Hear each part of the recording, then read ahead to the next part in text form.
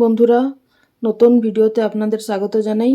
এই যে ঠাকুর ঘরে এখন ঠাকুর ঘরটা ভালো করে মুছে নিচ্ছি। আর তারপরে এই তুলসী তলায় এসে, এটা তুলসী তলা না, এখানে ঠাকুরের বাসন টাসন ধোয়া হয়।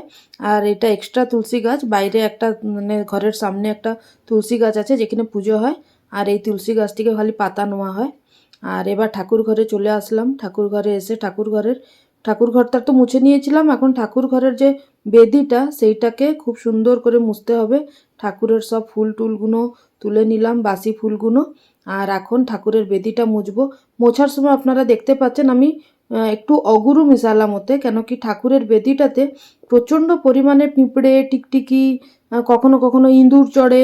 তো তাই জন্য ঠাকুরের বেদিটাকে একটু অগুরু দিয়ে মুছলে মনে হয় আমাকে যে কোনো পোকা মাকড় এইগুলো সব উঠতে পারে না। আর এবার ঠাকুরের বেদিটা পরিষ্কার করে সুন্দর করে মুছে নিয়ে আবার যথাস্থানে ঠাকুরগুলোকে আবার বসিয়ে দিলাম। আর ওটা শ্রীযন্ত্র।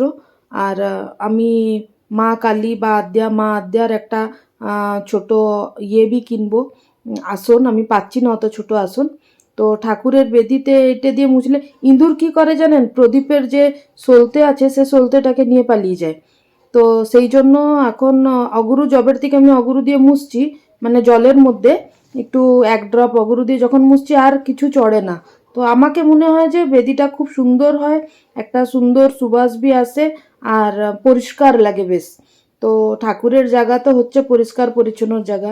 এখানে আমাদের প্রতিষ্ঠিত লক্ষ্মীনারায়ণ, শিব পরিবার, বজরংবলী, নারায়ণ, আর আমাদের মা সমলেশ্বরী, সম্বলপুরের আমাদের ইষ্টদেবী, রাধা কৃষ্ণ।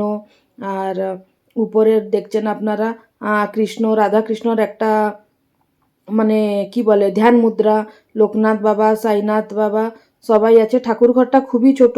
খুব শিগগিরই একটা ভালো ঠাকুর ঘর বানাবার ইচ্ছা আছে বড় করে। আর ঠাকুরের জিনিস রাখতে একটু এখন অসুবিধা হয়। আর অনেকটা জিনিস বেড়ে গেছে ঠাকুরের। আর জায়গাটা খুবই ছোট, তো অল্প অল্প করে এটা মানে যেটা হ্যান্ডি জিনিসগুলো এখানে রাখা হয়, বাকিগুলো প্যাকেট প্যাকেট করে রেখে দেওয়া হয়, যখন দরকার হয় তখন বের করা হয়। এখন তাহলে আমি আপনাদেরকে এটা দেখিয়ে নিলাম। আর এবার আমি পুজোতে বসবো, পুজো করে উঠি আবার দেখাচ্ছি। আর এবার আপনারা দেখছেন আরতি নিয়ে নিন। আমার পুজো কমপ্লিট। আর খুব সুন্দর লাগলো, ভালো লাগলো পুজো করে। জায়গাটা পরিষ্কার, ঠাকুরগুলোকে সুন্দর করে ফুল দিয়ে, যতটা ফুল এখন পাই আর কি, নাহলে কিনে আনা হয়। এটা গাছেরই টগর ফুল।